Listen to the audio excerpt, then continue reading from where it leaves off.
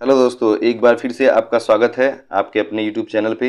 और आज के वीडियो में मैं लेके आया हूँ आपके लिए बाल मनोविज्ञान से संबंधित महत्वपूर्ण प्रश्नों को, जो सभी प्रकार की परीक्षाओं में जैसे कि टेट, सुपर टेट या अन्य उससे रिलेटेड जो एग्जाम्स होते हैं उनमें काम आएंगे। तो आइए वीडियो को शुरू करते हैं। सबसे पहला क्वेश्चन है कि किसके अनुसार बालक के विकास आनुवंशिकता तथा वातावरण का गुणनफल है, यानी किस वैज्ञानिक के अनुसार। आपके पास ऑप्शन है, देखिए, वुडवर्थ, गैरेट, हालैंड, थार्नडाइक।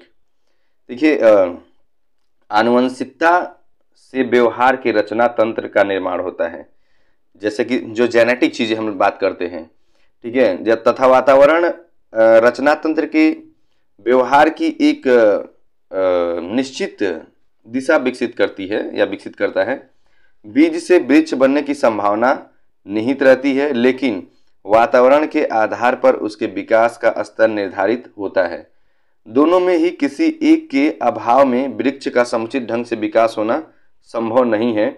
इसलिए वुडवर्थ का मत है कि बालक का विकास, ठीक है, बालक का विकास आनुवंशिकता तथा वातावरण का गुणनफल है। तो अब मैंने बताया अभी कि किसका मत है, वुडवर्थ का मत है। तो यहाँ पे ए ऑप्शन जो है आपका करेक्ट हो जाएगा। अब बढ़ते हैं अगले क्वेश्चन की ओर। अगला क्वेश्चन है, देखिए, अधिगम में प्रयत्न व भूल के सिद्धांत का प्रतिपादन किसने किया था। तो आपको बता दें, यहाँ देखिए ऑप्शन है आपके पास पावलाव होता है, हेगार्टी, थार्नडाइक और हल। ठीक है, देखिए, अधिगम में प्रयत्न व भूल के सिद्धांत का प्रतिपादन थार्नडाइक ने किया था। तो ये यहाँ आपका सी ऑप्शन करेक्ट हो जाएगा।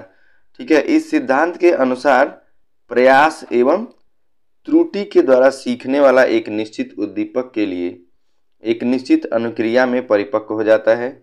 इस सिद्धांत को उद्दीपक अनुक्रिया सिद्धांत, चयन एवं संबंध का सिद्धांत भी कहते हैं, आप याद रखेंगे। और सबसे इंपॉर्टेंट पार्ट ये है कि थार्नडाइक ने इस सिद्धांत का प्रयोग बिल्ली पर किया था। ठीक है, और कई बार एग्जाम में ये पूछा भी जाता है। चलिए बढ़ते हैं अगले क्वेश्चन की ओर। अगला क्वेश्चन है, अधिगम का क्रिया प्रसूत अनुबंधन सिद्धांत किसके द्वारा दिया गया था। अब देखिए आपके पास फिर नया ऑप्शन आ गया, पावलोव, हेगार्डी, थार्नडाइक, स्कीनर। ठीक है, तो अब देखिए बात करेंगे इस क्वेश्चन में। तो अधिगम का क्रिया प्रसूत अनुबंधन सिद्धांत जो एक मनोवैज्ञानिक बीएफ स्कीनर के द्वारा दिया गया है। इस सिद्धांत के अनुसार एक ही क्रिया के बार बार करने से व्यक्तित्व में परिपक्वता आ जाती है। स्कीनर ने इस सिद्धांत का प्रयोग चूहा एवं बिल्ली पर किया था। चूहे पर किया गया प्रयोग मुख्य रूप से माना जाता है। तो अभी देखिए, इसके पहले हमने बात किया किसके बारे में, थार्नडाइक के बारे में। तो थार्नडाइक ने अपना प्रयोग जो है बिल्ली पर किया था, ये आप तो याद रखेंगे। लेकिन जब भी क्रिया प्रसूत अनुबंधन का सिद्धांत आएगा और बीएफ स्किनर की बात होगी, तो यहाँ पे भी क्या है, बीएफ स्किनर ने इस सिद्धांत का प्रयोग चूहा और एवं बिल्ली पर किया था, लेकिन चूहे पर किया गया प्रयोग मुख्य माना जाता है। तो ये अगर स्किनर की बात करेंगे तो दोनों का मतलब नाम आएगा, चूहा और बिल्ली दोनों का, लेकिन चूहे को जो क्या है इंपॉर्टेंस दिया जाएगा। अब यहाँ पे जो है, यहाँ पे डी ऑप्शन आपका करेक्ट हो जाएगा, स्किनर। ठीक है, नेक्स्ट क्वेश्चन है, बाल मनोविज्ञान के आधार पर कौन सा कथन सर्वोत्तम है। देखिए, अब सारे बच्चे एक जैसे होते हैं, कुछ बच्चे एक जैसे होते हैं, कुछ बच्चे विशिष्ट होते हैं, और प्रत्येक बच्चा जो क्या है, विशिष्ट होता है। अब देखिए थोड़ा सा एक्सप्लेनेशन आपको देते हैं कि यहाँ पे तो ऑप्शन आपका डी सही होगा, प्रत्येक बच्चा जो है विशिष्ट होता है, क्योंकि बाल मनोविज्ञान के अंतर्गत बालक के उस विकास का अध्ययन किया जाता है जो बालक के जन्म से परिपक्वता की अवस्था तक होती है। अर्थात बालक सामान्य से विशिष्ट होता जाता है। तो हर बच्चा क्या है, विशिष्ट होता है। अगर आप एक टीचर हैं तो आपको तो ये निश्चित रूप से जानना चाहिए, नहीं टीचर हैं तो पेरेंट्स हैं तब भी आपको जानना चाहिए कि भाई हर बच्चा क्या है, स्पेशल चाइल्ड होता है। ठीक है, प्रत्येक बच्चा विशिष्ट होता है। अब बढ़ते हैं अगले क्वेश्चन की। पढ़ाते समय सामान्य कक्षा में अध्यापक का सर्वाधिक ध्यान किस मनोवैज्ञानिक तथ्य पर होना चाहिए। देखिए अब आपका ऑप्शन है शिक्षण तकनीक पर, शारीरिक क्षमता पर, व्यक्तिक भिन्नता पर, पारिवारिक स्थिति पर। देखिए पढ़ाते समय ना सामान्य कक्षा में शिक्षक को सर्वाधिक ध्यान कक्षा में बैठे बालकों की व्यक्तिक भिन्नता पर देनी चाहिए, क्योंकि सभी बालकों में बुद्धि का जो उनकी क्षमता है, बुद्धि क्षमता का स्तर अलग अलग होता है। ठीक है, अलग अलग होता है। साथ ही उनकी वातावरणीय स्थिति भिन्न होती है, जिसके कारण बालकों में अधिगम क्षमता में भिन्नता पाई जाती है। अतः अध्यापक को चाहिए कि इसका विशेष ध्यान देना चाहिए ताकि बच्चों के अधिगम क्षमता के अनुसार अधिगम कार्य किया जा सके और सभी बच्चों या सभी बालकों का समान रूप से विकास हो सके। तो अब यहाँ पे किसकी बात आ गई? व्यक्तिक भिन्नता की बात आ गई। हमको व्यक्तिक भिन्नता पर ध्यान देना चाहिए। तो सी ऑप्शन करेक्ट हो गया। अब बढ़ते हैं अगले क्वेश्चन की ओर। देखिए सीखने का सर्वाधिक उपयुक्त अर्थ है, इट मीन्स कि सीखना क्या है। ठीक है, सीखना क्या है?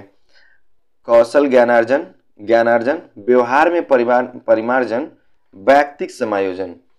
देखिए किसी भी कौशल को अर्जन कर लेना जो है सीखना नहीं है। ज्ञान का अर्जन कर लेना जो है सीखना नहीं होता है। व्यवहार में परिमार्जन आ जाए तो आप सीख गए। सपोज दैट कि मुझे साइकिल चलाना नहीं आता था, ठीक है, साइकिल चलाने के बारे में जो है हम सीख लें, ठीक है, कि कैसे कैसे जो है साइकिल चलाया जाता है। लेकिन साइकिल चलाने का व्यवहारिक रूप में जब हम ला दें उसको, यानी हमारे व्यवहार में परिमार्जन हो गया कि हम एकदम उसको चला के दिखा दें, ठीक है, तब मानेंगे कि हमने जो उसको सीख लिया है। यही दूसरी एक उदाहरण दे दें, जैसे कोई भी टेक्स्ट को हम पढ़ते हैं, किसी भी बुक को पढ़ते हैं, किसी भी राइटर्स को पढ़ते हैं। अब उन राइटर्स को पढ़ के हम क्या करते हैं? उन राइटर्स को पढ़ने के बाद जो है हम उनकी चीज़ों को, उनके द्वारा बताई गई चीज़ों को भूल जाते हैं। ठीक है, पढ़ लिए हो गए, या पढ़ के जो है याद ही रखे हम, लेकिन उसको अपनी लाइफ में यूज ना करें, अपने व्यवहार में ना लाएं, तो वो क्या है? बेकार है। ठीक उसी प्रकार से सीखने का सर्वाधिक उपयुक्त अर्थ जो है व्यवहार में परिमार्जन।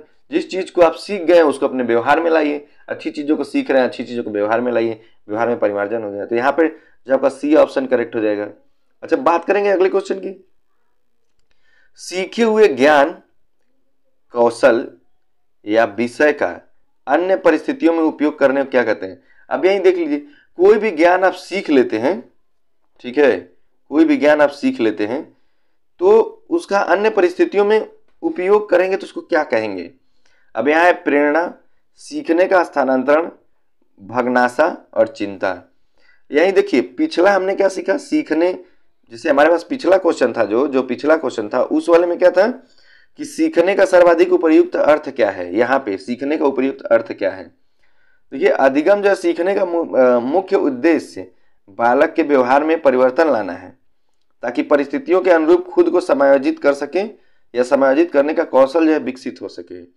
लेकिन यही कह रहा है कि सीखे हुए ज्ञान या कौशल या विषय का अन्य परिस्थितियों में प्रयोग करने को क्या कहते हैं?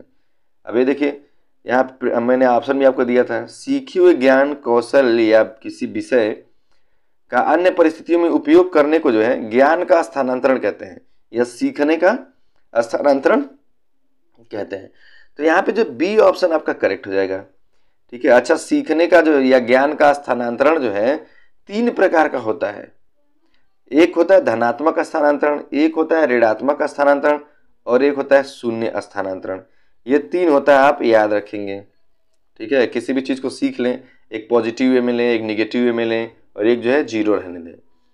ठीक है, वही मैं समझा रहा था, किसी चीज़ को सीखने के बाद जो हमको क्या करना है, उसका अपने लाइफ में यूज करना होता है। अच्छा, किसी शिक्षक को यदि लगता है कि उसका एक विद्यार्थी जो पहले विषय वस्तु को भली प्रकार सीख रहा था उसमें स्थिरता आ गई है, शिक्षक को इसे क्या मानना चाहिए? सीखने की प्रक्रिया की स्वाभाविक स्थिति मानना चाहिए, विषय को स्पष्टता से पढ़ाना चाहिए, ठीक है, और विद्यार्थी को प्रेरित करना चाहिए, उपचारात्मक शिक्षण करना चाहिए।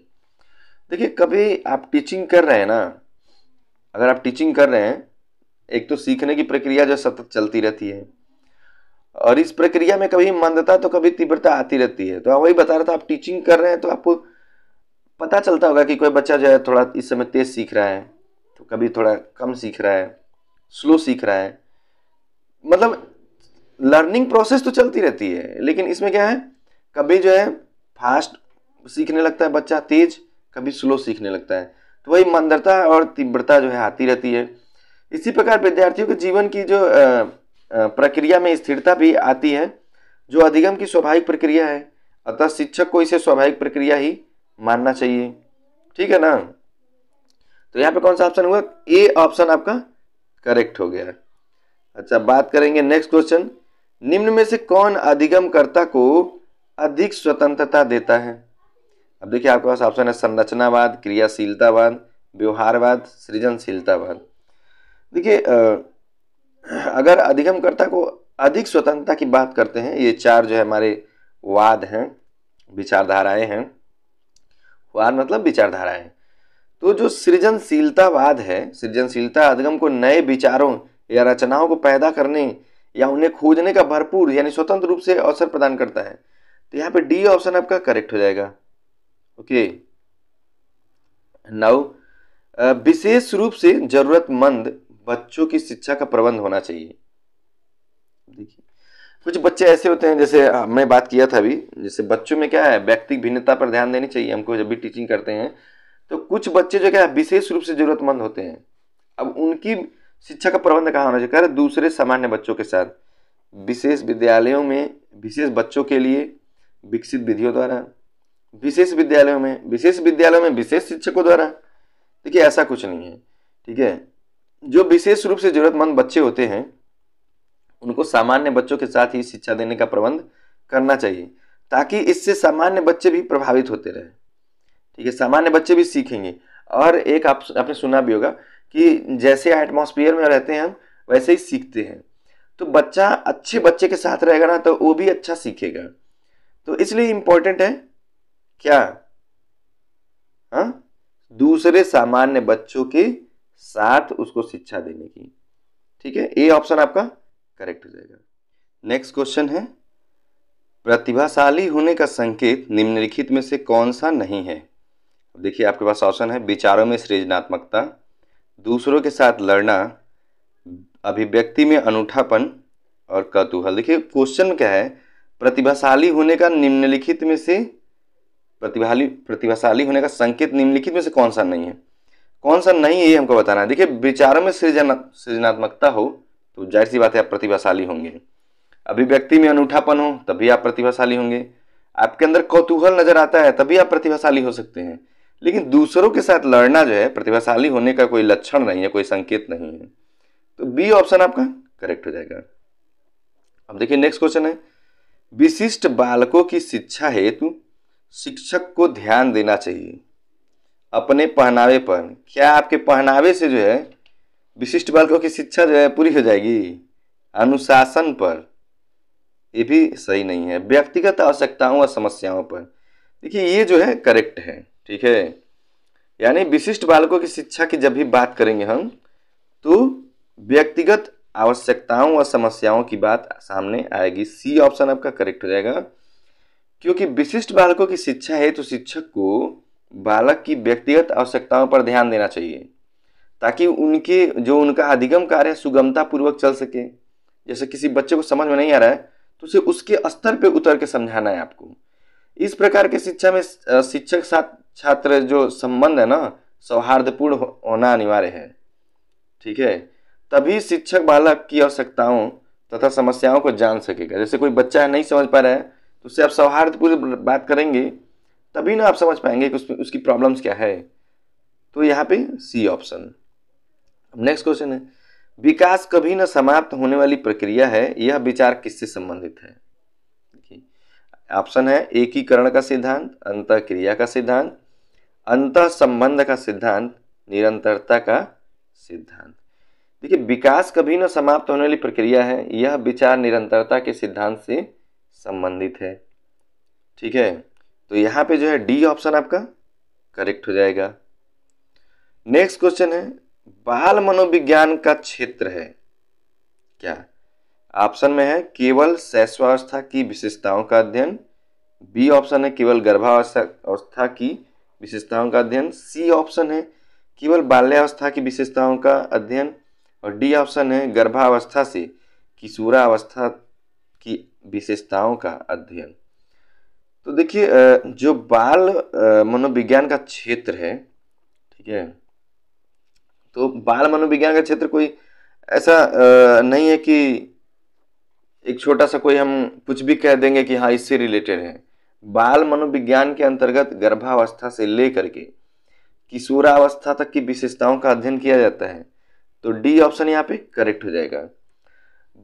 मनोविज्ञान में मानव व्यवहार का अध्ययन किया जाता है। जैसा कि आप लोग जानते हैं कि मनोविज्ञान जो है मानव व्यवहार का अध्ययन करता है, उसी प्रकार जो बाल मनोविज्ञान है उसके अंतर्गत बालक के व्यवहार में आए हुए परिवर्तनों को विश्लेषित करते हुए उसका अध्ययन किया जाता है, ठीक है, तथा अलग अलग अवस्थाओं में बालक के विकास को सकारात्मक दिशा देने का प्रयास किया जाता है। ठीक है, नेक्स्ट क्वेश्चन है, प्रयत्न और भूल विधि में सबसे अधिक महत्वपूर्ण कारक निम्नलिखित में से कौन सा है? तभी मैंने बताया था प्रयत्न और भूल जो है इसी वीडियो में कि प्रयत्न और भूल विधि जो किससे संबंधित है, आप कमेंट बॉक्स में बताइएगा। ठीक है, फिलहाल यहाँ पे जो है बिल्ली, कुत्ता, उद्दीपक और प्रयत्न, 4 आपके पास ऑप्शन है। तो जो प्रयत्न और भूल विधि है इसमें सबसे अधिक महत्वपूर्ण कारक जो है वो प्रयत्न हो जाएगा, क्योंकि थार्नडाइक, अब देखिए मैंने यहाँ पे आंसर बता भी दिया आपको कि थार्नडाइक के सिद्धांत में बिल्ली का भोजन जो है उद्दीपक था और उद्दीपक के कारण उसमें प्रतिक्रिया आरंभ हुई, उसने अनेक प्रकार से बाहर निकलने का प्रयत्न किया था। तो यहाँ पे डी ऑप्शन आपका करेक्ट हो जाएगा। नेक्स्ट क्वेश्चन, अंतर्दृष्टि का सीखने का अंतर्दृष्टि सिद्धांत निम्नलिखित में से किसने दिया था? संरचनावादियों ने, व्यवहारवादियों ने, गेस्टाल्टवादियों ने, मनोविश्लेषणवादियों ने। तो देखिए जो सीखने का अंतर्दृष्टि का सिद्धांत है ये जर्मनी के गेस्टाल्टवादियों ने दिया था। तो यहाँ पे सी ऑप्शन आपका करेक्ट हो जाएगा, गेस्टाल्टवादियों ने। नेक्स्ट क्वेश्चन है, विकास शुरू होता है, कहाँ से शुरू होता है भैया? उत्तर बाल्यावस्था से, प्रसव पूर्व अवस्था से, शैशवावस्था से और पूर्व बाल्यावस्था से। तो जो विकास है ना, अगर उसकी हम बात करें तो थोड़ा सा हम टॉपिक से रिलेटेड दूसरी बातें कर लेते हैं जो हमारे लिए इम्पोर्टेंट भी होगा। जैसे बात करें जो शीघ्र मानसिक विकास को समझने के लिए मनोवैज्ञानिकों ने हमको बताया है कि विकास प्रसव के 4 माह पहले शुरू हो जाता है। ठीक है, यह मुख्यतः 3 चरणों में होता है, एक कीटाणु मंच और भ्रूण अवस्था में, कीटाणु मंच और भ्रूण अवस्था और भ्रूण चरण में होता है। ठीक है, तो यहाँ क्या हो गया, विकास शुरू होता है कहाँ से? प्रसव पूर्व अवस्था से। बी ऑप्शन आपका करेक्ट हो जाएगा। नेक्स्ट क्वेश्चन हो जाएगा, बालक का प्रारंभिक विकास मुख्यतः किस पर निर्भर है? ऑप्शन है माता पिता, वातावरण, विद्यालय का वातावरण, समाज का वातावरण या समाज। देखिए जो करा बालक का कहाँ का विकास? प्रारंभिक विकास। तो बालक का प्रारंभिक विकास बालक पर जो है उसके माता पिता का प्रभाव पड़ता है, इसलिए माता पिता बालक के प्रथम शिक्षक माने जाते हैं और पहली शिक्षिका तो माता ही मानी जाती है। माता पिता दोनों टीचर होते हैं। इट मीन्स कि यदि पेरेंट्स जो है बच्चों को अच्छे से गाइड करते हैं अपने बिहेवियर में, उनका बिहेवियर जैसा होता है बच्चों का बिहेवियर वैसा ही हो जाता है। ठीक है, तो यहाँ पे ए ऑप्शन आपका करेक्ट हो जाएगा, माता पिता। नेक्स्ट क्वेश्चन, पावलोव अपने क्लासिकल अनुबंधन में निम्नलिखित में से किस पर प्रयोग किए? अब कुत्ते पर, बंदर पर, बिल्ली पर, चूहे पर। तो अभी मैंने बताया था इसमें बिल्ली पर जो है किसने किया था? थार्नडाइक ने किया था। चूहे पर किसने किया था? चूहे पर स्किनर ने किया था। यहाँ पूछा किसके बारे में जा रहा है? पावलोव के बारे में। तो बिल्ली और चूहा तो खत्म, अब बचता क्या है? कुत्ता और बंदर। ठीक है, तो बंदर यानी वनमानुष पे प्रयोग किसी और ने किया था। किसने किया था ये आप कमेंट बॉक्स में बताइएगा हमको। बंदर पर प्रयोग किसने किया था? वनमानुष पर। चलिए उस वनमानुष का नाम बता दें, सुल्तान नाम था उसका। ठीक है, फिलहाल अब यहाँ पे आ गया कि पावलोव के क्लासिकल अनुबंधन में कुत्ते पर प्रयोग किए गए थे, तो ए ऑप्शन आपका करेक्ट हो जाएगा।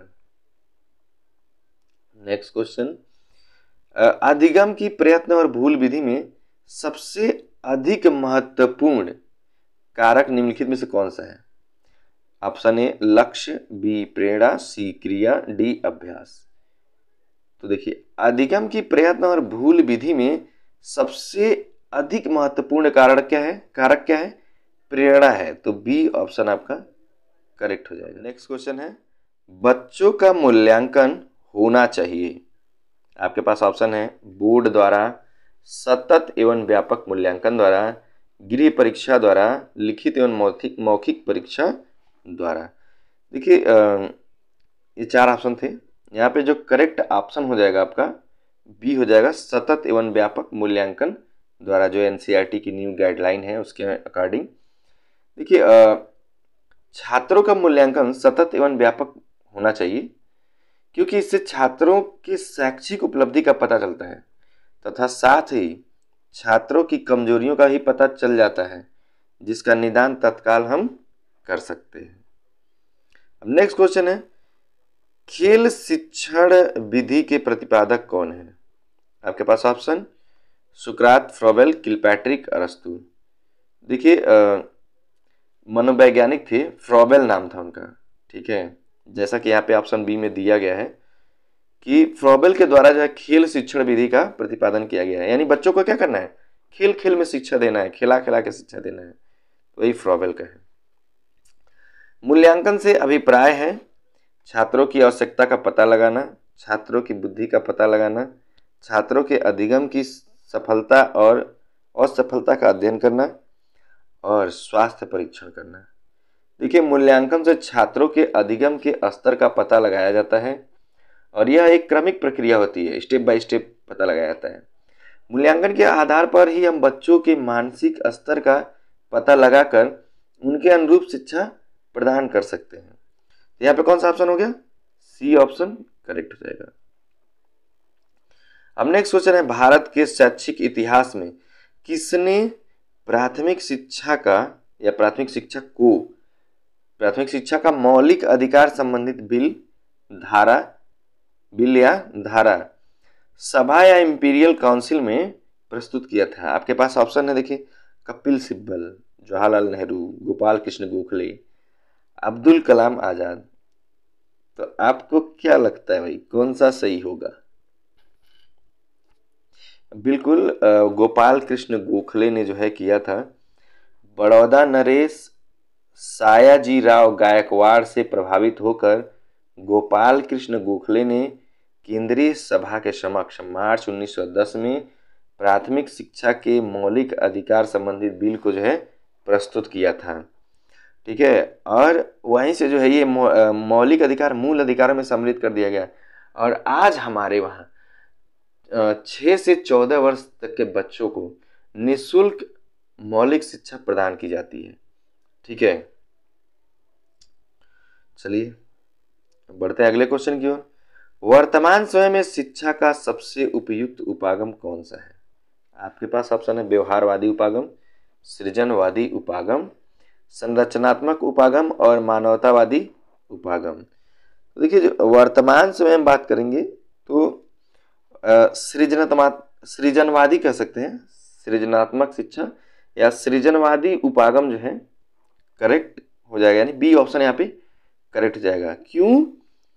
क्योंकि बढ़ती हुई प्रतिस्पर्धात्मक जीवन शैली में, जो हम लोग की जीवन शैली है क्या है, कॉम्पिटिटिव हो गया है। शिक्षा हेतु सर्वाधिक उपयुक्त उपागम सृजनवादी होता है, ठीक है। नेक्स्ट क्वेश्चन, प्रयोजना विधि के प्रतिपादक कौन है? प्रोजेक्ट मेथड के प्रतिपादक कौन है? ऑप्शन दुर्खिम, प्लेटो, किलपैट्रिक, सुकरात। तो देखिए जो प्रयोजना विधि है ना, उसके जो प्रतिपादक हैं वो किलपैट्रिक हैं। तो सी ऑप्शन आपका करेक्ट हो जाएगा। देखिए किलपैट्रिक के द्वारा जो है प्रयोजना विधि का जो है प्रतिपादन किया गया था। इस विधि द्वारा बच्चों के व्यवहार को नियंत्रित करके उसका सही मार्गदर्शन किया जाता है, जो उनके वास्तविक जीवन से संबंधित समस्याओं में के समाधान में जो है सहायक होता है। चलिए अगले क्वेश्चन की ओर बढ़ते हैं। अगला क्वेश्चन है सतत एवं व्यापक मूल्यांकन से क्या तात्पर्य है। ठीक है, सतत एवं व्यापक मूल्यांकन से क्या तात्पर्य है, इसको हमको क्या करना है, इसका इसमें जो विकल्प है सही उसको हमको चुनना है। जैसे कि नियमित रूप से मासिक परीक्षा लेना, क्या यही सतत एवं व्यापक मूल्यांकन कहलाता है। सीखने की प्रक्रिया के दौरान शैक्षिक एवं सह-शैक्षिक क्षेत्रों की नियमित रूप से आकलित करना, नियमित रूप से कक्षा में गतिविधियां आयोजित करना, अंक या ग्रेड प्रदान करना। ठीक है, तो कौन सा लगता है आपको सही होगा? Which one will be correct? बिल्कुल यहाँ पे जो है बी ऑप्शन जो है करेक्ट हो जाएगा। इसी वीडियो में कई बार मैंने जिक्र किया कि सीखने की प्रक्रिया के दौरान शैक्षिक एवं सह शैक्षिक क्षेत्रों की नियमित रूप से आकलन करते हैं हम लोग। सीखने की प्रक्रिया के दौरान ही जो है इसको किया जा सकता है। ठीक है, और यही जो क्या है सतत एवं व्यापक मूल्यांकन कहलाता है। नेक्स्ट क्वेश्चन, निम्नलिखित में से कौन सा सूक्ष्म गतिक कौशल का उदाहरण है। चढ़ना, फुदकना, दौड़ना, लिखना, तो कौन सा होगा? बिल्कुल डी ऑप्शन से हो जाएगा लिखना। देखिए लिखना अधिगम प्रक्रिया का एक हिस्सा है तथा सूक्ष्म गतिक कौशल का उदाहरण है। अब बढ़ते हैं अगले क्वेश्चन की ओर। अगला क्वेश्चन है आंशिक दोष युक्त बालक का व्यवहार कैसा होता है। वह पुस्तक को आंखों के निकट लाकर पढ़ता है, वह शिक्षक से अक्षर स्पष्ट न दिखने की शिकायत करता है, सैमपट पर लिखे हुए नोटबुक नहीं उतार पाता। जब भी आप सैमपट पे राइटिंग करते हो, ब्लैक बोर्ड पे राइट करते हो, वो उतार नहीं पाता। कह रहा उपयुक्त सभी। ठीक है, तो कौन सा ऑप्शन जो है करेक्ट हो जाएगा इसमें? Which one will be correct answer for this question? बिल्कुल डी जो है सही, क्योंकि सारे सही हैं। जो आंशिक दृष्टि दोष युक्त बालक होता है वह अक्षरों को स्पष्ट रूप से देख नहीं पाता है। ठीक है, और इसके कारण उसकी अधिगम प्रक्रिया क्या हो जाती है, बाधित हो जाती है। अपनी इस समस्या को दूर करने के लिए बालक जो है इन सारे पैटर्न्स को अपनाता है। तो डी ऑप्शन करेक्ट हो जाएगा। नेक्स्ट क्वेश्चन, श्रवण हरास से हो जाएगा। ग्रसित बच्चे कक्षा में किस सबसे जो है मुख्य नैराश्य का सामना करते हैं, यानी सबसे बड़े कुंठा का सामना करते हैं। कौन सा? जैसे दूसरों के साथ संप्रेषण करने तथा सूचनाओं को बांटने में अक्षमता प्रकट करते हैं, दूसरे विद्यार्थियों के साथ परीक्षा देने में अक्षमता, प्रस्तावित पाठ्यपुस्तक को पढ़ने में अक्षमता, खेल कूद में भागीदारिता निभाने में अक्षमता। तो यहाँ पे देखिए जब उसका जो श्रवण ह्रास हो जाएगा ना, यानी अब सुन नहीं पाएगा ना बच्चा, तो आप समझ सकते हैं कि क्या प्रॉब्लम होती है। सपोज दैट इफ कोई है, if anybody can not hear, then how can he communicate with others? किस प्रकार से जो दूसरों से जो है कम्युनिकेशन कर सकता है? नहीं कर पाएगा। तो यहाँ पे श्रवण ह्रास से ग्रसित बच्चे कक्षा में जो सबसे मुख्य नैराश्य या सबसे बड़े कुंठा का जो सामना करते हैं ना, दूसरों के साथ जो संप्रेषण करने में, सूचनाओं को आदान प्रदान करने में जो है उनको प्रॉब्लम होने लगता है। अब नेक्स्ट क्वेश्चन, विकास के किस काल को अत्यधिक दबाव और तनाव का काल कहा गया है? स्टेन हॉल ने भी इसके बारे में कहा था। तो किशोरावस्था, मध्यावस्था, प्रौढ़ावस्था, वृद्धावस्था। देखिए विकास के जो सबसे अत्यधिक दबाव और तनाव का काल होता है वो होता है किशोरावस्था। ए ऑप्शन आपका करेक्ट हो जाएगा। नेक्स्ट क्वेश्चन है वह कौन सा स्थान है जहां बच्चे संज्ञानात्मक विकास को सबसे बेहतर तरीके से परिभाषित किया जा सकता है? क्वेश्चन क्या है, वह कौन सा स्थान है, ठीक है, जहां बच्चे संज्ञानात्मक विकास को सबसे बेहतर तरीके से परिभाषित, तो बच्चे की संज्ञानात्मक विकास को सबसे बेहतर तरीके से परिभाषित किया जा सकता है। ठीक है, अब आप क्वेश्चन तो राइट ऐसे ही कर दिया गया है।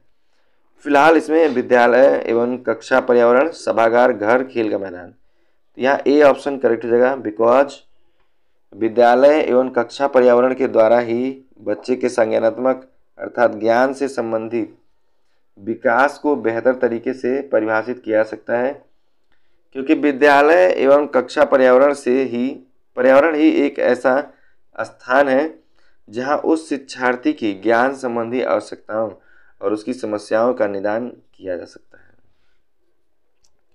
चलिए बढ़ते हैं अगले क्वेश्चन की ओर। अगला क्वेश्चन है, अधिगम की सफलता का प्रमुख आधार क्या है? आपके पास ऑप्शन है प्रशंसा, पुरस्कार, नेतृत्व, लक्ष्य प्राप्ति की उत्कृष्ट इच्छा।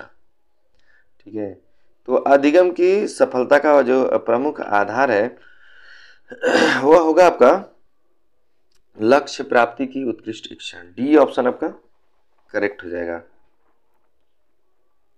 अब नेक्स्ट क्वेश्चन है, समेकित शिक्षा इंगित करती है सभी बच्चों के लिए एक समान शिक्षण विधि, सामान्य बच्चों एवं भिन्न रूप से योग्य बच्चों के लिए ही एक ही स्कूल, सामान्य बच्चों एवं भिन्न रूप से योग्य बच्चों के लिए पृथक स्कूल, सामान्य बच्चों एवं भिन्न रूप से योग्य बच्चों के लिए एक समान सुविधा। अब देखिए, जो समेकित शिक्षा होती है यहाँ पे बी ऑप्शन करेक्ट हो जाएगा। क्यों? क्योंकि सामान्य बच्चों भिन्न रूप से योग्य बच्चों के लिए एक ही स्कूल जो है यहाँ पे किया जाता है। और मैंने इसी वीडियो में पढ़ा इसमें बताया था कि क्या हमको बच्चों में भेदभाव नहीं करना है। सभी बच्चे क्या होते हैं? विशिष्ट बालक होते हैं। और सभी जैसे राष्ट्रीय पाठ्यचर्या रूपरेखा 2005 NCF 2005 ने समेकित शिक्षा की संस्तुति की है और इसके अंतर्गत अलग अलग बुद्धि लब्धि वाले बालक एक साथ एक ही विद्यालय में तथा एक ही कक्षा में शिक्षा ग्रहण करेंगे। इससे उनमें सहयोगात्मक समायोजन की क्षमता का जो है विकास होगा। अब नेक्स्ट क्वेश्चन है, यदि विद्यार्थी पाठ में रुचि न लेते प्रतीत हो तो शिक्षक को चाहिए कि वह शिक्षण विधि बदल दे, दृश्य श्रव्य सामग्री को प्रयोग में लाकर पाठ को रुचिकर बनाए, वह कक्षा से चला जाए, कक्षा में कोई और अन्य कार्य प्रारंभ कर दे। देखिए, यदि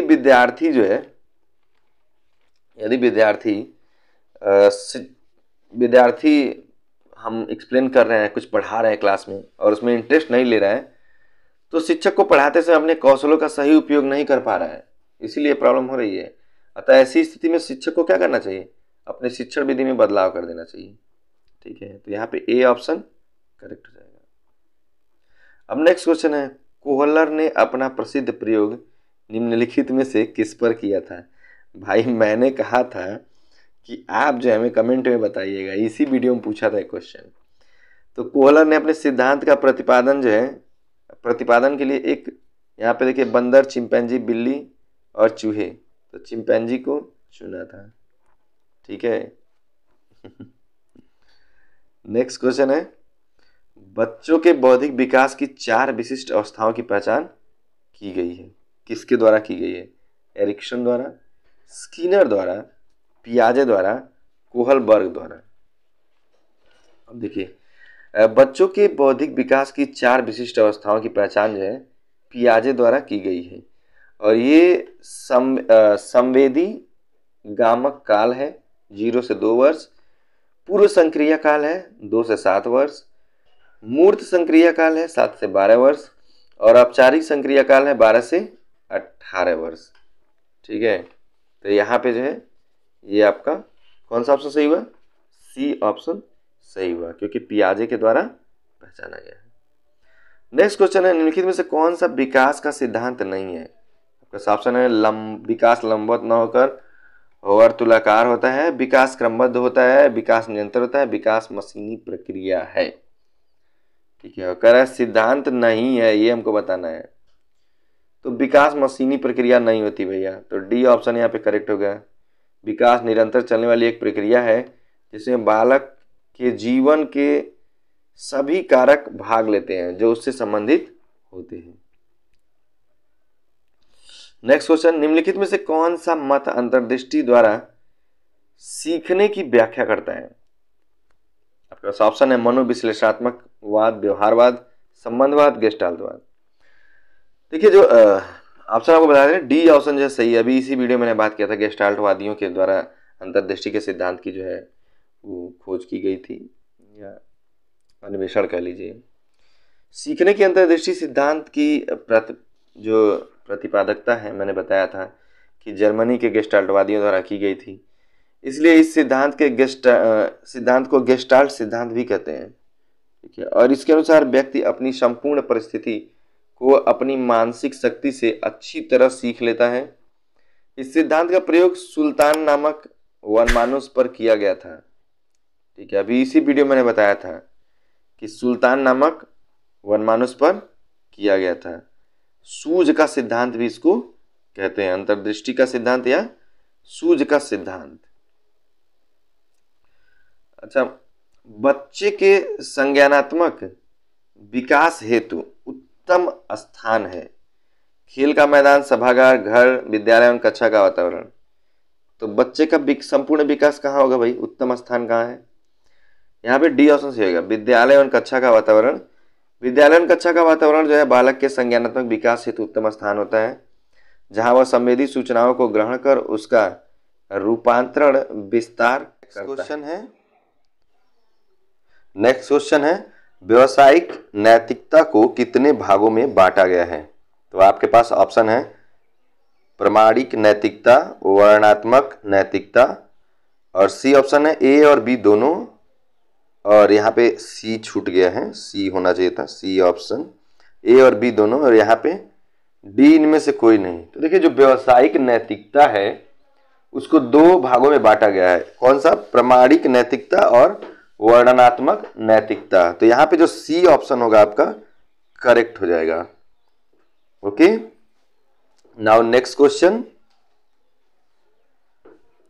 नेक्स्ट क्वेश्चन है, अभिप्रेरणा चक्र के संदर्भ में निम्नलिखित में से कौन सा क्रम या कौन सा सही क्रम में है? ठीक है, अब यहाँ पे ऑप्शन आप देख लीजिए।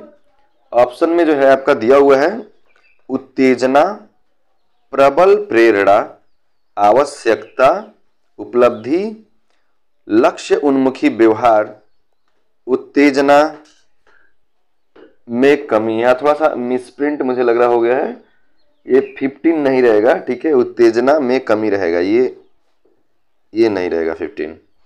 बी है आवश्यकता, लक्ष्य उन्मुखी व्यवहार, प्रबल प्रेरणा, उत्तेजना, उपलब्धि, उत्तेजना में कमी। और सी ऑप्शन है आवश्यकता, प्रबल प्रेरणा, उत्तेजना, लक्ष्य उन्मुखी व्यवहार, उपलब्धि, उत्तेजना में कमी। देखिए इसके बारे में हम आपको बताते हैं कि यहाँ पे जो करेक्ट आंसर हो जाएगा वो हो जाएगा यहाँ पे सी। क्यों? क्योंकि अभिप्रेरणा चक्र के संदर्भ में जो है जो सही क्रम यही है कि पहले आवश्यकता, फिर प्रबल प्रेरणा, फिर उत्तेजना, फिर लक्ष्य उन्मुखी व्यवहार, उपलब्धि, फिर उत्तेजना में कमी। ठीक है, ये सभी जो है अभिप्रेरणा चक्र के संदर्भ में सही क्रम में लिखे गए हैं। तो सी ऑप्शन आपका करेक्ट हो गया। नेक्स्ट क्वेश्चन है, कक्षा शिक्षण की उन्नति के लिए समाप्त करना होगा। किसको समाप्त करना होगा? ऑप्शन में है निजी शिक्षण, व्याख्या प्रणाली, निःशुल्क शिक्षा, उपर्युक्त में से कोई नहीं। देखिए कक्षा शिक्षण की उन्नति के लिए जो निजी शिक्षा है, निजी शिक्षण कह लेंगे, निजी शिक्षण है, उसको क्या करना होगा? समाप्त करना होगा। तो ए ऑप्शन आपका क्या हो जाएगा? करेक्ट हो जाएगा। ठीक है, नेक्स्ट क्वेश्चन है, शारीरिक दंड देना है, क्या है? उचित है, अनुचित है, बहुत ठीक है, सही है। देखिए वास्तव में शारीरिक दंड जो है, ठीक है, बालकों को शारीरिक दंड देना अनुचित है, और जो एनसीईआरटी है, जो एनसीईआरटी के रूल्स हैं उसके अकॉर्डिंग भी आप बच्चे को पनिशमेंट नहीं दे सकते। तो यहाँ पे जो बी ऑप्शन है, यहाँ क्रम जो है उल्टा हो गया है, बी सी उल्टा हो गया है, तो यहाँ पे ये अनुचित जो है करेक्ट हो जाएगा। ठीक है, नेक्स्ट क्वेश्चन है, प्राथमिक स्तर पर एक शिक्षक में निम्न में से किसे महत्वपूर्ण विशेषता मानी जानी चाहिए? धैर्य और दृढ़ता, शिक्षण पद्धतियों और विषयों का ज्ञान, ये इसको हटा देते हैं। फिर जगह अति मानक भाषा में पढ़ाने में दक्षता और पढ़ाने की उत्सुकता। देखिए, जो प्राथमिक स्तर के जो टीचर होते हैं ना, उनमें बहुत ज़्यादा पेशेंस चाहिए। वास्तव में प्राथमिक स्तर पर एक शिक्षक में सबसे महत्वपूर्ण विशेषता धैर्य की है और दृढ़ता होनी चाहिए, धैर्य और दृढ़ता होनी चाहिए, जिससे कि शिक्षक किसी भी परिस्थिति में सहजता से किसी भी छात्र या छात्रा की समस्याओं का समाधान कर सके। तो यहाँ पे ए ऑप्शन करेक्ट हो जाएगा। नेक्स्ट क्वेश्चन है, आर्कबल के अनुसार परामर्श के तत्व हैं कितने? आपके पास ऑप्शन है 2, 5, 3, 4। तो आर्कबल के अनुसार जो परामर्श के तत्व हैं वो 3 हैं, तो सी ऑप्शन करेक्ट हो जाएगा। ये आर्कबल नहीं, आर्बकल कहते हैं, आर्बकल। ठीक है, ये थोड़ा सा जो है टंग ट्विस्ट है, हो जाता है। जेसन और रिस्कियों के अनुसार निर्देशन के कार्य हैं। जेसन और रिस्कियों के अनुसार जो है निर्देशन के कितने कार्य हैं हमको बताना है। ऑप्शन में 3, 8, 5, 7। तो देखिए, जेसन के अनुसार जो है निर्देशन के जो है 8 कार्य बताए गए हैं। तो यहाँ पे फिर से ये क्रम थोड़ा सा उल्टा हो गया है ABCD में, लेकिन 8 आप जानेंगे कि 8 जो है इसका करेक्ट आंसर है। ठीक है, हो जाता है, टाइप करने में थोड़ा सा प्रॉब्लम आ जाता है। नेक्स्ट क्वेश्चन है, अध्यापिका यह सुनिश्चित करना चाहती है कि उसके विद्यार्थी आंतरिक रूप से प्रेरित हैं, इस संदर्भ में वह क्या करेगी? अब ये थोड़ा सा बड़ा क्वेश्चन है। ए ऑप्शन है सभी बच्चों के लिए उपलब्धि के एक समान मानकों को उल्लिखित करना, अंतिम परिणाम पर ध्यान देने के बजाय व्यक्तिगत रूप से बच्चों की अधिगम प्रक्रिया पर ध्यान देना। सी ऑप्शन है कुछ बच्चों को अनुत्तीर्ण होना ही है, चाहे उस व्यवस्था पर कितना भी अधिक प्रयास करें। और डी ऑप्शन है बच्चे कुछ निश्चित सक्षमताओं और कमियों के साथ पैदा होते हैं। तो अब यहाँ पे जो ऑप्शन होगा, यहाँ पे जो है करेक्ट जो ऑप्शन होगा वो होगा ए। क्यों? क्योंकि यदि कोई अध्यापिका यह सुनिश्चित करना चाहती है कि उसके विद्यार्थी आंतरिक रूप से प्रेरित हैं, ठीक है, या प्रेरित हो पा रहे हैं कि नहीं, तो यह जानने के लिए उसे उन विद्यार्थियों के अंतिम परिणाम पर ध्यान देने के बजाय व्यक्तिगत रूप से बच्चों की अधिगम की प्रक्रियाओं पर ध्यान देना होगा। और जो हमारा NCERT है, जो बाल मनोविज्ञान है, वो भी यही कहता है कि आपको क्या करना है, इंडिविजुअल जो है बच्चों के जो बौद्धिक स्तर है उस पर उतर के उनको चेक करना है और फिर उनको सिखाना है। ठीक है, जब तक उनके मानसिक स्तर पर आप पहुंचेंगे नहीं तब तक जान नहीं पाएंगे कि उनकी प्रॉब्लम क्या है, और जब तक उनकी प्रॉब्लम को नहीं समझेंगे आप सलूशन नहीं दे पाएंगे। ठीक है, तो यहाँ पे जो है ए ऑप्शन करेक्ट हो जाएगा। सॉरी, ए ऑप्शन ही होगा ना, ए ऑप्शन ही होगा, बताए थे। नेक्स्ट क्वेश्चन है, आपकी कक्षा में कुछ बच्चे हैं जो गलतियां करते हैं, इस परिस्थिति का आपके विश्लेषण के अनुसार कौन सा कथन सर्वाधिक उपयुक्त है? अब देखिए, बच्चों का बुद्धि स्तर निम्न है, बच्चों की अध्ययन में रुचि नहीं है, और वे अनुशासनहीनता उत्पन्न करना चाहते हैं, बच्चों को अपनी कक्षा में प्रोन्नत नहीं करना चाहिए, बच्चों ने अभी तक संकल्पनात्मक स्पष्टता प्राप्त नहीं की है, तथा आपको अपनी शिक्षण विधि पर चिंतन करने की आवश्यकता है। देखिए, जब भी ऐसा क्वेश्चन आ जाए कि बच्चे गलतियां कर रहे हैं, तो आपको यदि कक्षा में कुछ विद्यार्थी गलती करते हैं, तो जो गलतियां करते हैं इस परिस्थिति के अनुसार बच्चे ने अभी तक संकल्पनात्मक स्पष्टता प्राप्त नहीं की है तथा आपको अपनी शिक्षण विधि पर चिंतन करने की आवश्यकता है। कथन सर्वाधिक उपयुक्त है, तो यहाँ पे जो है कौन सा ऑप्शन सही होगा?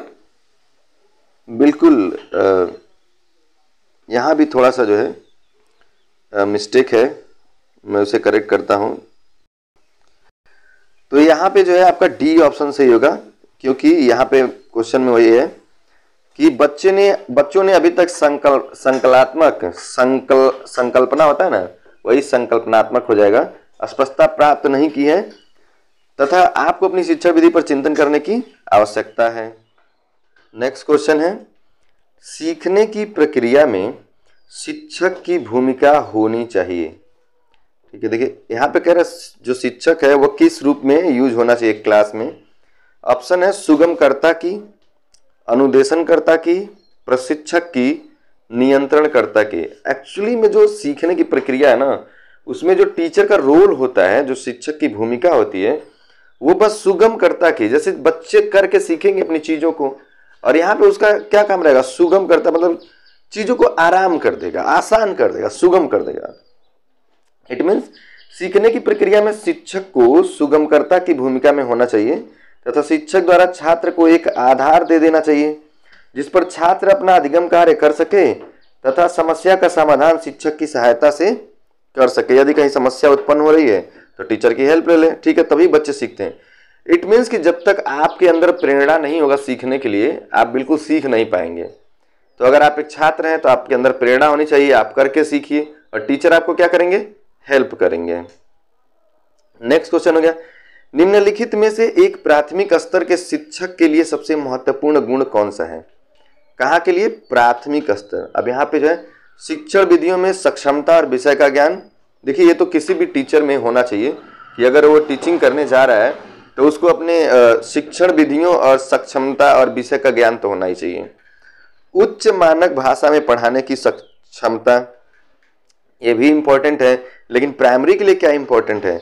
पढ़ाने की उत्सुकता। बिल्कुल, अभी इसी वीडियो में मैंने बताया था कि धैर्य और लगन की जरूरत होती है। ठीक है, जो प्राइमरी के टीचर होते हैं उनमें धैर्य और लगन होना चाहिए, तो डी ऑप्शन करेक्ट हो जाएगा। क्यों? क्योंकि प्राथमिक स्तर के शिक्षकों का प्रमुख गुण जो है धैर्य एवं लगन होता है, क्योंकि इस स्तर के बालकों की मानसिक क्षमता बहुत कम होती है तथा अधिगम कार्य बहुत कम गति से होता है।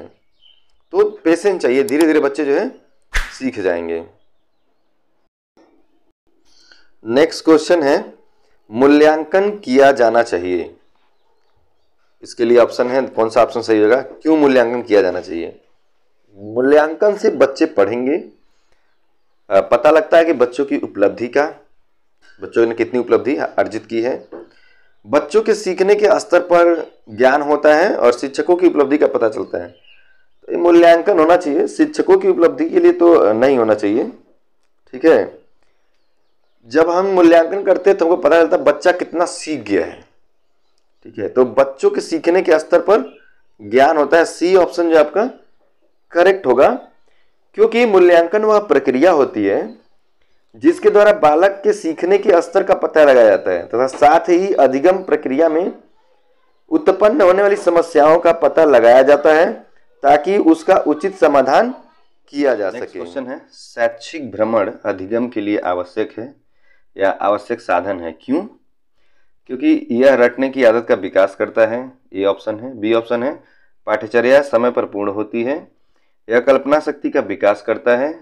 भ्रमण के स्थान की प्राप्त ज्ञान अस्थायी होता है। ठीक है, तो चार ऑप्शन में देखिए, जो शैक्षिक भ्रमण का मूल उद्देश्य है छात्र को विशेष परिस्थितियों का अनुभव प्रदान कराना होता है। ठीक है, क्योंकि शैक्षिक भ्रमण से प्राप्त ज्ञान जो है अस्थायी ज्ञान होता है। तो यहाँ पे जो है आपका कौन सा ऑप्शन सही होगा? डी ऑप्शन करेक्ट हो जाएगा। अब नेक्स्ट क्वेश्चन है, सीखने की खेल विधि उपयोगी है? खेल खेल में शिक्षा किसको दिया जा सकता है? भाई देखिए, जो यहाँ पे ऑप्शन है बाल्यावस्था हेतु, पूर्व बाल्यावस्था हेतु, युवावस्था हेतु और परिपक्वावस्था हेतु। देखिए युवावस्था को तो खेल खेल में शिक्षा देने की इतनी भी वो नहीं है। फिलहाल हम थोड़ा सा एक्सप्लेनेशन देते हैं। यहाँ पे ए ऑप्शन करेक्ट होगा, बाल्यावस्था हेतु। बाल्यावस्था की आयु जो है क्या है, 6 से 12 वर्ष मानी जाती है। और 6 से 12 वर्ष में बालक को सीखने के लिए जो है खेल विधि सबसे उपयुक्त होती है, सबसे ज़्यादा उपयुक्त होती है, उपयोगी होती है, क्योंकि इस अवस्था में बालक के अंदर चंचलता की अधिकता, मन में अस्थिरता तथा समायोजन की भावना का अभाव पाया जाता है, जिससे उनमें अधिगम कार्य बहुत ही मंद होता है। खेल विधि द्वारा बच्चों में अधिगम प्रक्रिया को तेज किया जा सकता है। चलिए ठीक है, नेक्स्ट क्वेश्चन है, निम्नलिखित में से कौन सी मूल्यांकन की प्रविधि है? प्रविधि यानी एक विधि है मूल्यांकन की। सबसे पहले मूल्यांकन के बारे में थोड़ा बताता हूँ। मूल्यांकन एक प्रणाली होती है, या कह सकते हैं कि मूल्यांकन वह प्रणाली होती है जिसके तहत बालक व्यक्ति के सभी आयामों का परीक्षण, किसी बालक के या किसी व्यक्ति के आयामों का परीक्षण जो है किया जा सकता है। अब यहाँ पे जो है मूल्यांकन की प्रविधि पूछा है, तो प्रश्नावली प्रविधि, मत सूची, साक्षात्कार, ये सभी। अब देखिए मूल्यांकन करने में कई प्रकार की विधियों का प्रयोग किया जाता है, जैसे कि साक्षात्कार विधि, ठीक है, प्रश्नावली तैयार करके, मत सूची विधि, या खेल विधि से भी किया जाता है। तो यहाँ पे ये तीनों है, प्रश्नावली, मत और साक्षात्कार। तो यहाँ पे ए सभी यानी डी ऑप्शन आपका करेक्ट हो जाएगा। अब नेक्स्ट क्वेश्चन है, अधिगम का शिक्षा में योगदान है। व्यवहार में परिवर्तन, व्यवहार परिवर्तन में यानी अधिगम का शिक्षा में क्या योगदान है? व्यवहार परिवर्तन में, नवीन अनुभव प्राप्त करने में, समायोजन करने में, उपयुक्त सभी में। अच्छा, इसके बारे में थोड़ा सा हम एक्सप्लेनेशन देते हैं कि अधिगम वह प्रक्रिया है जिससे बालक को नवीन ज्ञान की प्राप्ति होती है, ठीक है। तो अब यहाँ पे जो है ये तीनों हो जाएगा, क्योंकि अधिगम वह प्रक्रिया है जिससे बालक को नवीन ज्ञान की प्राप्ति होती है। परिणाम स्वरूप बालक में क्या है, समायोजन की क्षमता का विकास होता है, और उसके साथ साथ उसके व्यवहार में परिवर्तन भी आ जाता है। तो व्यवहार में परिवर्तन भी होगा, नवीन अनुभव प्राप्त भी होगा, उसको समायोजन भी होगा। इसका मतलब यहाँ पे डी ऑप्शन करेक्ट हो जाएगा। अब नेक्स्ट क्वेश्चन है, मूल्यांकन का उद्देश्य क्या है? किसी का भी आप मूल्यांकन करते हो तो उसका उद्देश्य क्या है? लेकिन यहाँ हम शैक्षिक मूल्यांकन की बात कर रहे हैं, किसी बालक के मूल्यांकन की बात कर रहे हैं, तो फिर वही मूल्यांकन वह प्रक्रिया है। मूल्यांकन के बारे में एक डेफिनेशन है, जैसे यहाँ पे आपके पास ऑप्शन, पहले उसको कर लेते हैं कि बच्चों को उत्तीर्ण अनुत्तीर्ण घोषित करना, बच्चों ने क्या सीखा या क्या जाना है, इस चीज को जानना, बच्चे के सीखने में आई कठिनाइयों को जानना, उपर्युक्त सभी। अब देखिए सबसे पहले मैं बता दूं आपको कि मूल्यांकन वह प्रक्रिया है जिसके द्वारा बालक की उपलब्धि, ठीक है, किन्हीं विशेष समय अवधि में जो है कितनी उपलब्धि वो अर्जित किया इसको जानना, उनके ज्ञान का स्तर, कितना ज्ञानार्जन हुआ है इसको जानना, बालक की समस्याओं, जो बालक से संबंधित जो समस्याएं हैं अधिगम में, उनका पता लगाया जा सकता है, ठीक है। यानी मूल्यांकन में क्या है, तथा उसका उचित उपचार भी किया जा सके। तो यानी मूल्यांकन का उद्देश्य क्या है, बच्चे को उत्तीर्ण अनुत्तीर्ण घोषित तो करना है भाई कि उसने अनुत्तीर्ण हुआ है कि उत्तीर्ण हुआ है, लेकिन क्या सीखा है ये भी जानना है, कौन कौन सी कठिनाइयों को उसने पार किया है या कौन कौन सी कठिनाइयों को उसने फेस किया है ये भी जानना है।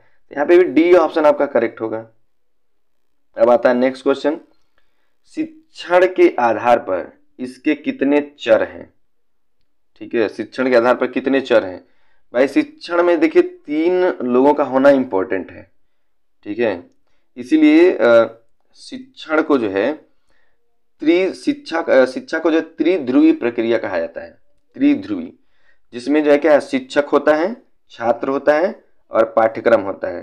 यानी शिक्षण के आधार पर 3 प्रकार के चर होते हैं। तो यहाँ पे देखिए ऑप्शन अल्टरनेट हो गया है, बी की जगह सी, सी की जगह डी हो गया है, लेकिन हमारा 3 जो है करेक्ट आंसर होगा, ठीक है। और शिक्षा जो है त्रिध्रुवी प्रक्रिया है, आप याद भी रखेंगे। फिर नेक्स्ट क्वेश्चन आ जाता है कि शिक्षण अधिगम प्रक्रिया को प्रारंभ करने से पहले एक कुशल अध्यापक को क्या करना चाहिए? छात्रों को दंडित करना चाहिए, चुटकुले सुनाने चाहिए, अधिगम परिस्थितियां उत्पन्न करनी चाहिए, आराम करना चाहिए। देखिए, शिक्षण प्रक्रिया प्रारंभ करने से पहले कुशल अध्यापक अधिगम के लिए उपयुक्त परिस्थितियां उत्पन्न करता है, ठीक है, जिससे कि सीखने की दशाओं में परिवर्तन के साथ साथ अधिगम हेतु परिपक्वता पर भी ध्यान केंद्रित किया जा सके। ठीक है, तो यहाँ पे सी ऑप्शन करेक्ट हो जाएगा। जैसे आप किसी क्लास में पढ़ाने जाते हो, ऐसा नहीं क्लास में डायरेक्ट गए डायरेक्ट पढ़ाना शुरू कर दिए। पहले बच्चों का क्या है, माइंड उनका फ्रेश करना है, ऐसी हमको परिस्थितियां उत्पन्न करनी है कि वो सीखने के लिए तत्पर हो जाए। जब सीखने के लिए तत्पर हो जाए तब आप सिखाइए।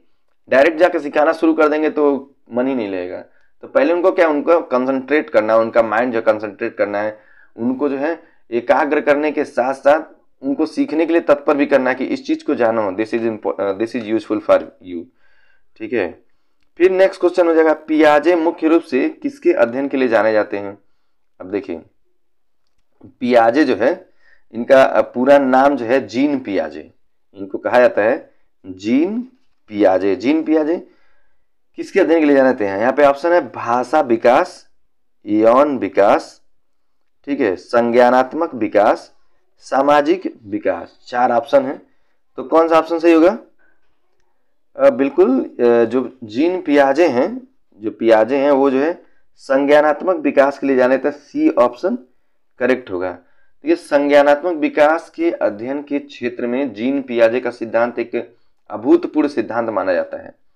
उन्होंने बालकों के लिए चिंतन, तर्कणा के विकास के जैविक तथा संरचनात्मक तत्वों पर बल डालते हुए संज्ञानात्मक विकास की व्याख्या की है, और इसके अंतर्गत उन्होंने अनुकूलन, सम्य धारण, संरक्षण, संज्ञानात्मक संरचना आदि दिया है।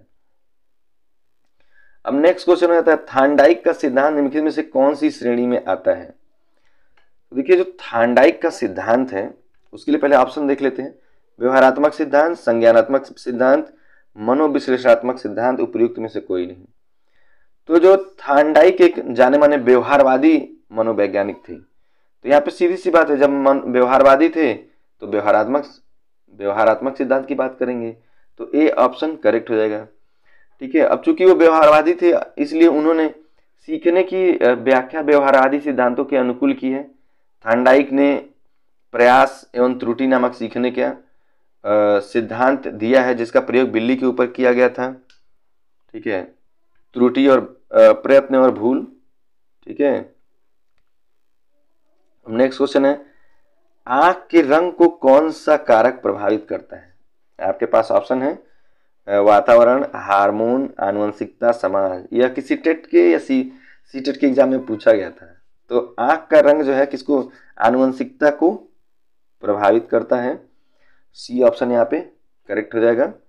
ठीक है, आनुवंशिकता आंख के रंग को आनुवंशिक कारक जो है प्रभावित करते हैं। ठीक है, नेक्स्ट क्वेश्चन, निम्नलिखित में से किस एक से शिशु के अधिगम को सहायता नहीं मिलती है।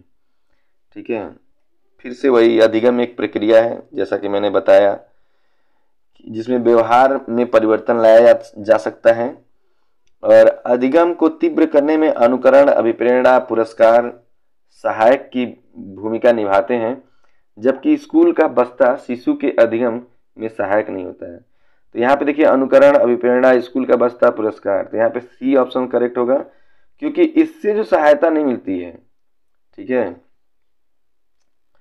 कभी ये मत सोचिए कि बच्चा बहुत ज्यादा बैग लेके जा रहा है, कापी किताब लेके जा रहा है, खूब ढेर सारा बस्ता लेके जा रहा है तो उसको उससे अधिगम में सहायता मिलेगी। ऐसा नहीं है, जब वह अनुकरण करेगा, अभिप्रेरणा मिलेगा, पुरस्कार मिलेगा, तब जो है सीखेगा। बस्ता डजंट मैटर। विकास शुरू होता है कहाँ से, ये तो सब लोग जानते ही हैं, फिर भी 4 ऑप्शन पढ़ देते हैं। उत्तर बाल्यावस्था, प्रसव पूर्वावस्था से, शैशवावस्था से, पूरे बाल्यावस्था से। सब लोग जानते हैं विकास जो है कहाँ शुरू होता है। ठीक है, देखिए विकास जो है यहाँ पे, ऐसे तो यहाँ पे ऑप्शन जो है बी हो जाएगा, प्रसव पूर्व अवस्था से। शीघ्र मानसिक विकास को समझने के लिए मनोवैज्ञानिकों ने बताया है कि विकास प्रसव के 4 महीने पहले शुरू हो जाता है। यानी बच्चा जब जन्म लेता है उसके 4 महीने पहले जो है उसका डेवलपमेंट शुरू हो जाता है। ठीक है, और यह मुख्यतः 3 चरणों में होता है। इसके लिए शायद वीडियो में बताया भी है कि कीटाणु मंच, भ्रूण अवस्था और भ्रूण चरण, ये 3 चरण हैं, इन्हीं में बालक का विकास होता है। फिर विद्यार्थी व्यक्तिक भिन्नता को प्रदर्शित करते हैं, अतः शिक्षक को क्या करना चाहिए? सीखने के विविध अनुभवों को उपलब्ध कराना चाहिए, कठोर अनुशासन सुनिश्चित करना चाहिए, परीक्षाओं की संख्या बढ़ा देनी चाहिए, अधिगम की एक समान गति पर बल देना चाहिए।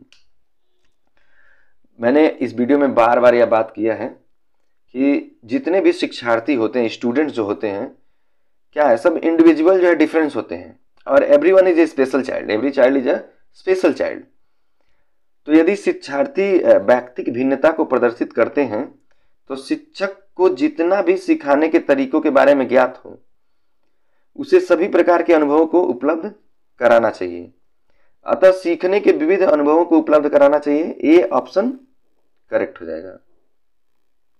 नेक्स्ट क्वेश्चन, एक विद्यार्थी मेडिकल कॉलेज में दाखिला लेने के लिए कठिन परिश्रम करता है ताकि वह प्रवेश परीक्षा में उत्तीर्ण हो सके। यह विद्यार्थी ... रूप से अभिप्रेरित है। अब इसी खाली स्थान को भरना है, ठीक है। तो क्या भरेंगे? देखिए, जब एक व्यक्ति किसी कार्य को स्वयं करना चाहता है और वह उसके लिए कठिन परिश्रम भी करता है तो विद्यार्थी आंतरिक रूप से क्या है? अभिप्रेरित है। तो यह विद्यार्थी आंतरिक रूप से क्या है? अभिप्रेरित है। जबकि यहाँ पे ऑप्शन में था व्यक्तिक, अनुभविक, आंतरिक और बाह्य, तो यहाँ पे सी ऑप्शन जो है आपका करेक्ट हो जाएगा। ओके, नाउ नेक्स्ट क्वेश्चन, जब 2 या 2 से अधिक व्यक्ति शारीरिक, मानसिक, संवेगात्मक तथा अन्य चीजों में दूसरों से भिन्न होते हैं तो उनमें पाई जाने वाली भिन्नता क्या कहलाती है? ठीक है, बार बार तो वही बात हो रहा है, फिर भी मैं एक्सप्लेन जरूर करूंगा कि जब 2 या 2 से अधिक व्यक्ति शारीरिक, मानसिक, संवेगात्मक तथा अन्य चीजों में एक दूसरे से भिन्न होते हैं तो उनमें जो भिन्नता पाई जाती है वह व्यक्तिगत विभिन्नता कहलाती है। यहाँ पे जो है आपके पास ऑप्शन में था शारीरिक भिन्नता, व्यक्तिगत विभिन्नता, तो ये करेक्ट हो जाएगा। सामाजिक और सांवेगिक स्थिरता जो है, विभिन्नता जो है नहीं आएगा। नाउ नेक्स्ट क्वेश्चन, निम्न में से किस मनोवैज्ञानिक ने कहा कि व्यक्तिगत विभिन्नता के अंतर्गत संपूर्ण व्यक्तित्व का कोई भी ऐसा पहलू सम्मिलित हो सकता है जिसका मापदंड किया जा सकता है? ठीक है, अब आपके पास ऑप्शन है Thorndike, Woodworth, Skinner, Crow and Crow. ठीक है, तो ये जो ऑप्शन है ये स्किनर ने कहा था कि व्यक्तिगत विभिन्नता के अंतर्गत संपूर्ण व्यक्तित्व का कोई भी ऐसा पहलू सम्मिलित हो सकता है जिसका माप किया जा सकता है। तो सी ऑप्शन आपका करेक्ट हो जाएगा। अब नेक्स्ट क्वेश्चन है, निम्नलिखित में से कौन सा मुख्य रूप से आनुवंशिकता संबंधी कारक है? भाई ये तो बात अभी हुआ ना कि आनुवंशिकता वाला आंखों का रंग है। यहाँ पे ऑप्शन ए है आंखों का रंग, सामाजिक गतिविधियों में भागीदारिता, समकक्ष व्यक्तियों के समूह के प्रति अभिवृत्ति, चिंतन पैटर्न। तो आनुवंशिकता में किसी व्यक्ति से उसके बच्चे में कुछ गुण जाते हैं, जैसे आंखों का रंग आनुवंशिकता के लक्षण का एक जो है महत्वपूर्ण कारक है। तो यहाँ पे ए जो है आपका करेक्ट हो जाएगा। और नेक्स्ट क्वेश्चन है, व्यवसायिक आचरण व नीति का सबसे अधिक महत्व होता है किसमें? आचरण में, निर्णय में, व्यवहारिकता में, इनमें से कोई नहीं। तो इसका जो करेक्ट आंसर होगा ना वो होगा क्या? निर्णय में, निर्णय लेने में जो है इसका करेक्ट आंसर। देखिए, व्यवसायिक आचरण व नीति का सबसे जो अत्यधिक महत्वपूर्ण, जो सबसे अधिक महत्व है वह निर्णय करने में होता है। तो यहाँ पे जो ऑप्शन होगा वो बी करेक्ट हो जाएगा। फिर नेक्स्ट क्वेश्चन है, पुरस्कार कितने प्रकार का होता है? आपके पास ऑप्शन में है, देखिए 1, 3, 2 और इनमें से कोई नहीं। फिर यहाँ सीक्वेंस उल्टा हो गया है, 1, 2, 3, यहाँ बी और सी जो है गलत ट्रैक पे आ गया है। ठीक है, तो यहाँ पे जो है करेक्ट आंसर जो होगा 2। पुरस्कार जो है 2 प्रकार का होता है, एक निगेटिव पॉजिटिव के रूप में आता है, तो 2 यहाँ पे मतलब करेक्ट होगा। ऐसे 2 पुरस्कार जो है 2 प्रकार का होता है, निगेटिव पॉजिटिव। पॉजिटिव पुरस्कार ही रखना चाहिए। दंड से किस प्रकार की भावना उत्पन्न होती है? दुखद की भावना, ग्लानि की भावना, क्रोध की भावना, उपयुक्त में से कोई नहीं। देखिए दंड से जो है दुखद की भावना उत्पन्न होती है, तो ए ऑप्शन आपका यहाँ पे करेक्ट हो जाएगा। अब निम्नलिखित में जन्मजात अभिप्रेरक कौन सा है? ये अगला प्रश्न है और उसके लिए ऑप्शन है निद्रा, खेलना, प्रशंसा, क्रोध। तो जन्मजात अभिप्रेरक की बात करेंगे तो देखिए जो क्रोध होता है ना, वो जो है जन्मजात अभिप्रेरक होता है और यह एक प्रकार का संवेगात्मक अभिप्रेरक है जो बालक या मनुष्य में जन्म से ही पाया जाता है। तो यहाँ डी ऑप्शन आपका करेक्ट हो जाएगा। नेक्स्ट क्वेश्चन है निर्देशन कितने प्रकार का होता है? या निर्देशन के प्रकार हैं 3, 4, 2, 3, फिर यहाँ से सीक्वेंस उल्टा है बी डी वाले में। तो मैं आप सीधे आंसर बताऊंगा, ऑप्शन नहीं बताऊंगा, ठीक है। तो निर्देशन जो है 2 प्रकार का होता है, एक व्यक्तिगत निर्देशन, एक शैक्षिक निर्देशन, और 3 प्रकार का, और एक जो है व्यवसायिक निर्देशन होगा। ये तो मैं भूल ही गया था, व्यवसायिक निर्देशन। तो व्यक्तिगत निर्देशन, शैक्षिक निर्देशन और व्यवसायिक निर्देशन, ये 3 प्रकार के होते हैं। तो ए ऑप्शन यहाँ पे करेक्ट होगा। तो 3 मैं बता भी दिया, ऑप्शन भी हमारा करेक्ट लग गया।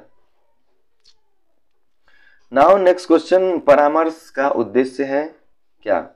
बच्चे को समझना, ठीक है। मुझे लग रहा है बच्चे को समझाना होना चाहिए था, नहीं समझना ही दिया है।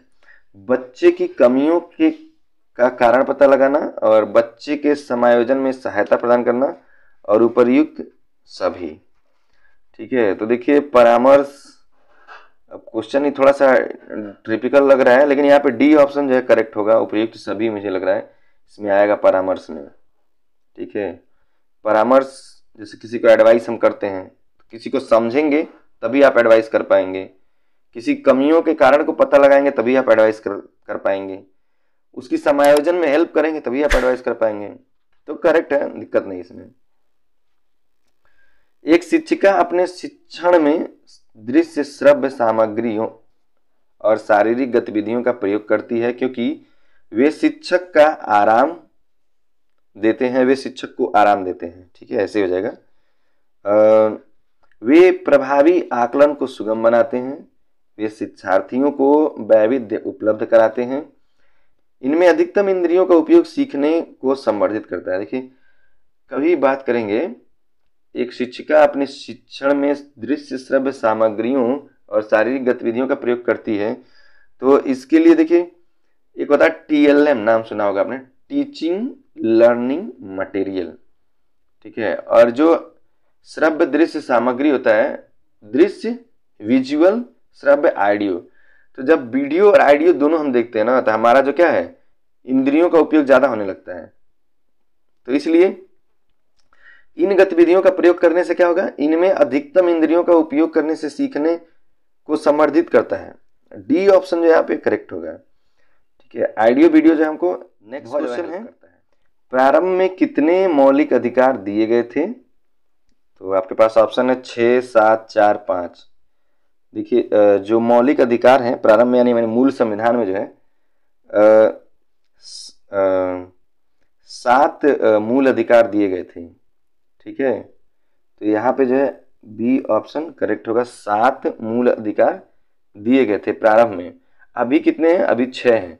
देखिए भारतीय संविधान द्वारा प्रारंभ में 7 मौलिक अधिकार प्रदान किए गए थे, किंतु 44वें संवैधानिक संशोधन द्वारा संपत्ति के मौलिक अधिकार को समाप्त कर दिया गया है। अतः अब 6 मूल अधिकार बचे हुए हैं, या 6 मौलिक अधिकार बचे हुए हैं, 6 फंडामेंटल राइट। पहला जो है समानता का अधिकार, दूसरा स्वतंत्रता का अधिकार, तीसरा शोषण के विरुद्ध अधिकार, चौथा धार्मिक स्वतंत्रता का अधिकार, पांचवा संस्कृति तथा शिक्षा संबंधी अधिकार, और छठवां जो है संवैधानिक उपचारों का अधिकार है, ठीक है। अब नेक्स्ट क्वेश्चन है, एक विद्यार्थी को अपने समकक्ष व्यक्तियों के समूह के प्रति आक्रामक व्यवहार करता है और विद्यालय के मानदंडों को नहीं मानता है, इस विद्यार्थी को ... में सहायता की आवश्यकता है। देखिए जब विद्यार्थी अपने समकक्ष व्यक्तियों के साथ उद्दंडता करता है और विद्यालय के मानदंडों को नहीं मानता, तो ऐसे विद्यार्थी को भावात्मक क्षेत्र में सहायता की आवश्यकता होती है। तो यहाँ पे ऑप्शन जो आपका भावात्मक क्षेत्र यानी ए जो है आपका करेक्ट हो जाएगा। ठीक है, कहीं कहीं इसका संज्ञानात्मक क्षेत्र भी आता है। नेक्स्ट क्वेश्चन है और ये इस वीडियो का लास्ट क्वेश्चन है। फ्रेंड्स, वीडियो अच्छा लगा हो तो वीडियो को तो लाइक करिएगा ही, शेयर भी करिएगा। और आखिरी क्वेश्चन है, शिक्षकों को यह सलाह दी जाती है कि वे अपने शिक्षार्थियों को सामूहिक गतिविधियों में शामिल करें क्योंकि सीखने को सुगम बनाने के अतिरिक्त ये dot dot dot dot dot में भी सहायता करती है। आपका ऑप्शन दुश्चिंता, सामाजिकरण, मूल्य द्वंद्व, आक्रामकता। देखिए, कभी भी किसी बच्चे को हम दुश्चिंता नहीं सिखाते हैं, मूल्य द्वंद्व नहीं सिखाते हैं, आक्रामकता नहीं सिखाते हैं। एक टीचर कभी ये सब चीज़ें नहीं सिखाता है।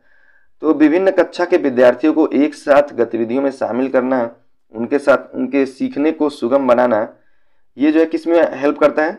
समाजीकरण में सहायता करता है। तो बी ऑप्शन यहाँ पे करेक्ट हो जाएगा।